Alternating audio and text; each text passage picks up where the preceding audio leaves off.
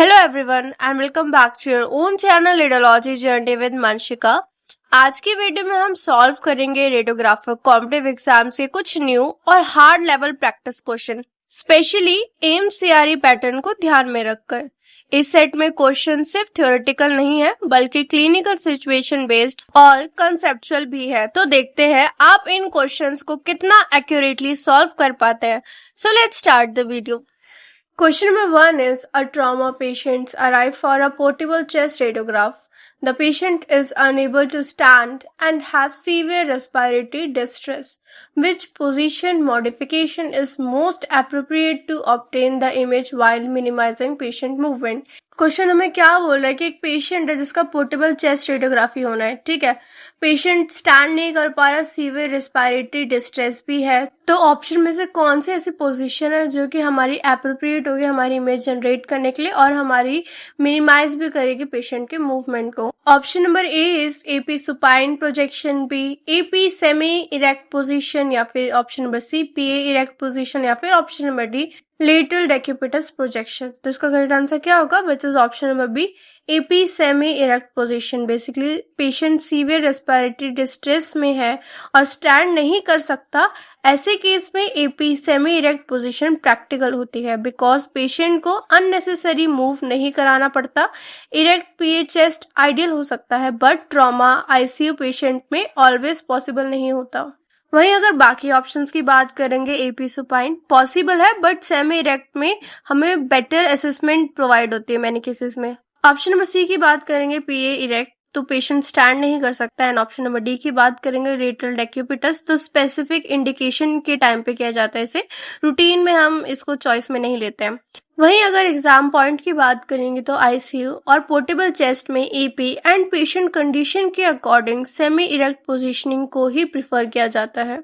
Question number 2 is during a portable abdominal examination, मतलब जब हम पोर्टेबल एब्डोमिन का एग्जामिनेशन करने जाते हैं, the patient can not cooperate the breathing holding, मतलब हमारा जो पेशेंट है वो ब्रीथ होल्ड नहीं कर पाता, उसमें कोऑपरेट नहीं कर पाता। The radiographer notice a significant motion blur on the first exposure, what is the most appropriate immediate correction. Basically जो रेडियोग्राफर है वो नोटिस करता है कि जो हमारी इमेज है उसमें क्या आ रहा है, मोशन ब्लर आ रहा है फर्स्ट इमेज में, ठीक है, फर्स्ट एक्सपोजर में।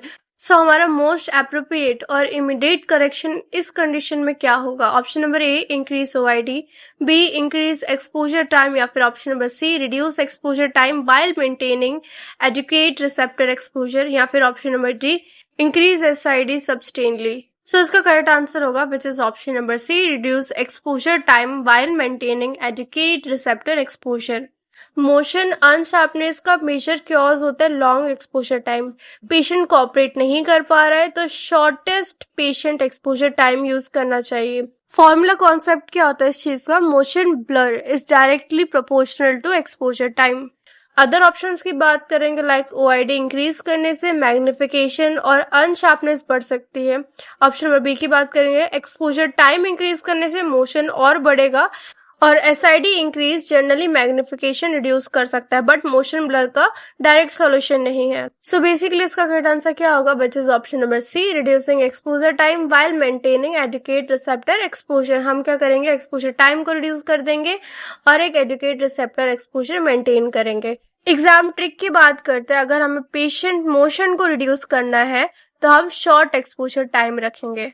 Question number 3 is a radiograph of a lumbar spine shows adequate penetration but excessive magnification of the anatomical structure।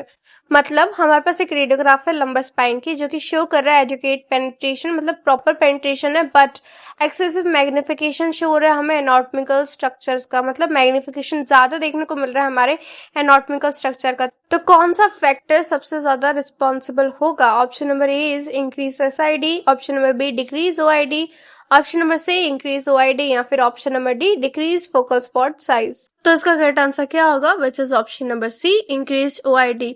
Magnification factor depend करता है दो चीजों में, एसआईडी अपॉन में एसओडी। एसओडी इक्वल होता है हमारा एसआईडी माइनस ओआईडी।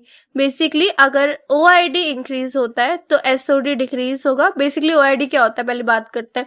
ओआईडी होता है हमारा ऑब्जेक्ट टू इमेज डिस्टेंस और एसओडी क्या होता है हमारा source to image distance.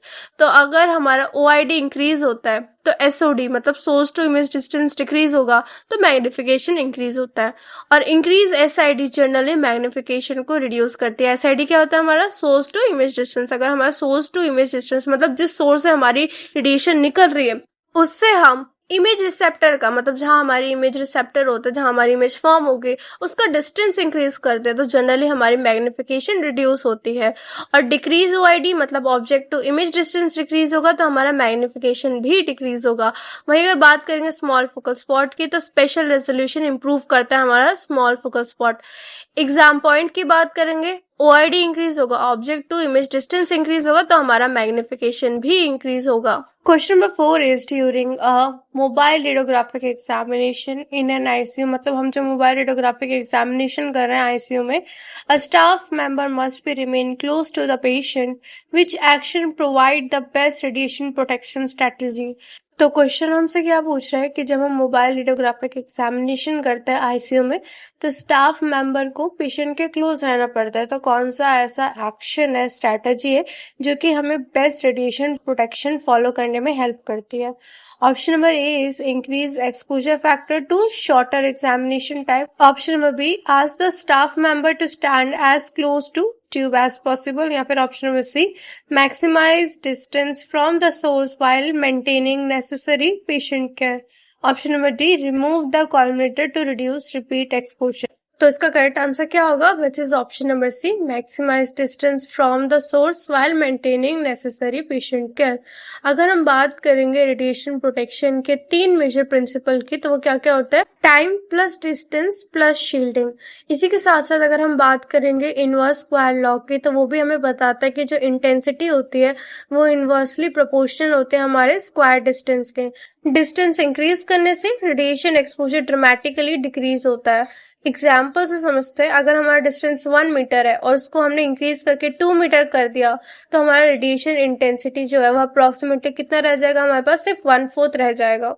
Question number 5 is a patient with suspected cervical spine trauma can not be rotate the head. मतलब एक पेशेंट है जो कि सस्पेक्टेड है सर्वाइकल स्पाइन ट्रॉमा से, तो वो अपना जो हेड है उसको रोटेट नहीं कर पा रहा है, ठीक है। The physician requests an open mouth oriented view. What is the most important consideration? मतलब physician ने request किया है for an open mouth oriented view के लिए, तो हमारा most important consideration क्या होगा? Option number A is force the patient's head into the required position.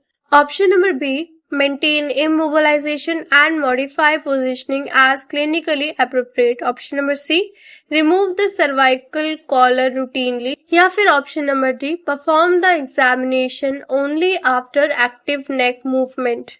तो इसका करेक्ट आंसर क्या होगा? Which is option number B maintain immobilization and modify positioning as clinically appropriate. Suspected cervical spine injury में forced movement को बिल्कुल avoid करना चाहिए। Patient की नेक को अननेसेसरी रोटेट, फ्लेक्स, एक्सटेंड करना स्पाइनल कॉर्ड इंजरी को बढ़ा सकता है। ऑप्शन नंबर ए की बात करेंगे फोर्स पोजीशनिंग, तो बिल्कुल गलत, हमें कभी नहीं करना अगर सस्पेक्टेड सर्वाइकल स्पाइन इंजरी है। तो option number C collar routinely remove करना, ये भी गलत है। और option number D active neck movement, ये भी गलत है। हम वेट नहीं कर सकते कि कब पेशेंट का नेक एक्टिवली मूव करेगा, तो हम उतना वेट नहीं कर सकते। Question number 6 is a digital radiograph appear excessively noisy even through the exposure indicator suggest adequate receptor exposure, which factor should be investigated first. मतलब जो हमारी डिजिटल रेडियोग्राफ है वो बहुत ज्यादा नॉइसी अपीयर हुई है, बल्कि जो हमारा एक्सपोजर इंडिकेटर है उसने एकदम proper adequate receptor exposure prefer किया था, सजेस्ट किया था। तो हमें सबसे पहले किस फैक्टर को इन्वेस्टिगेट करने की नीड है? Option number A is patient motion, B image processing, display setting, या फिर option number C SID only, या फिर option number D grid frequency only. तो इसका करेक्ट आंसर क्या होगा? Which is option number B image processing और display setting. Digital imaging में इमेज ब्राइटनेस ट्रेडिशनली फिल्म की तरह डायरेक्टली एक्सपोजर पर डिपेंड नहीं करती। अगर एक्सपोजर एडुकेट है but image appearance abnormal, noisy है तो processing algorithm, display setting, detector performance issues आ सकते हैं, इसलिए इन्वेस्टिगेशन करना इम्पोर्टेंट है। Question number 7 is during an AP pelvis examination, the patient has a suspected femoral leg fracture.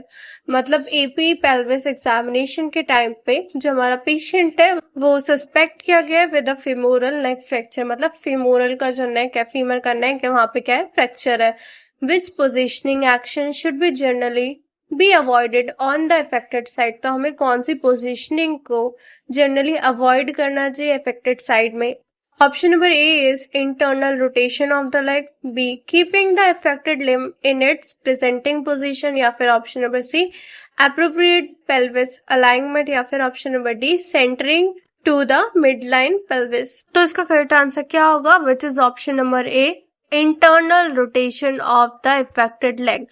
Basically, routine AP pelvis और hip positioning में femur को internally rotate किया जा सकता है to better demonstrate femoral leg, but suspected fracture में affected limb को forcefully internally rotate नहीं करना चाहिए.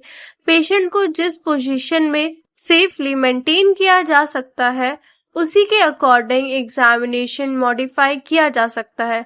Question number 8 is a radiographer perform a portable chest examination with the patient position AP instead of PA. The cardiac silhouette appear enlarged. Which phenomena best explain this finding? Basically, हमें क्या करना था, एक portable chest examination करना था patient का.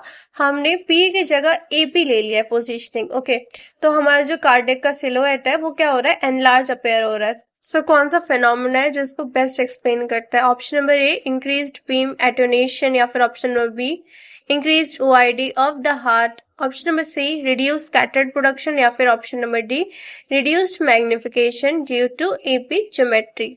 तो इसका करेक्ट आंसर क्या होगा? Which is option number B, increased OID of the heart. अगर बात करेंगे एपी पोर्टेबल चेस्ट में, हार्ट इमेज रिसेप्टर से रिलेटिवली फर्दर अवे होता है as comparative to PA projection. हम जब एपी करते हैं तो हमारा जो हार्ट का प्रोजेक्शन होता है वो क्या होता है, इमेज रिसेप्टर से रिलेटिवली ज्यादा दूर होता है पीए प्रोजेक्शन के कंपैरिजन में. अगर हम ओआईडी इंक्रीज करेंगे तो हमारी मैग्निफिकेशन भी इंक्रीज होगी. इसीलिए एपी चेस्ट में cardiac silhouette artificially enlarge appear कर सकता है. पीए चेस्ट में हार्ट रिसेप्टर के क्लोजर होता है, देयरफॉर मैग्निफिकेशन कंपैरेटिवली लेस होती है. Question number 9 is during an exposure the AAC terminate usually early producing N unexpected image. The selected AEC chamber was partially covered by a dense anatomy. What is the most likely explanation? चलिए अब question समझते हैं. Basically question बहुत ज्यादा tricky है तो question ढंग से पढ़ना बहुत जरूरी है और समझना भी बहुत जरूरी है.